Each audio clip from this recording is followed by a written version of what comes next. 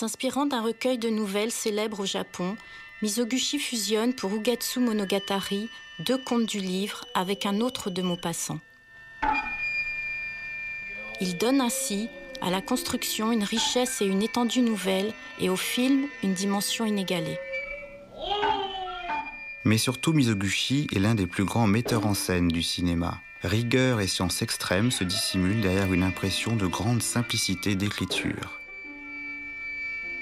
Mizoguchi cherche à pénétrer au cœur du réel. Son regard traque constamment la vérité du monde. Il pose ce regard sur la femme, victime de l'injustice des hommes. Exploitée jusque dans sa beauté, la femme chez Mizoguchi est contrainte de dénoncer une société dans laquelle on lui refuse sa place.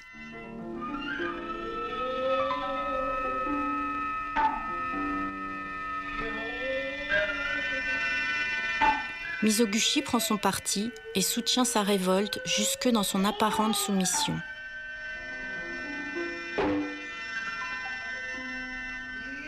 Il fait un cinéma fondamentalement féministe et progressiste.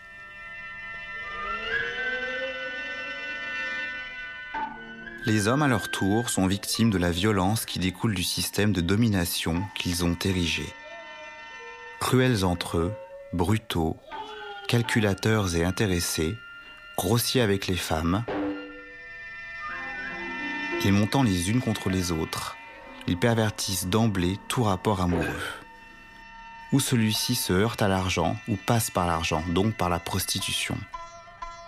Issue irrémédiable quand la femme est considérée comme un objet traité en marchandise. Les contes de la lune vague après la pluie traitent à l'évidence ce thème majeur misoguchien qui prend naissance dans le fait que sa sœur aînée, pour nourrir et éduquer la famille, fut contrainte d'être geisha. Mais la beauté, la grandeur et l'ampleur des considérations sur ce sujet font de ce film une œuvre rare et précieuse.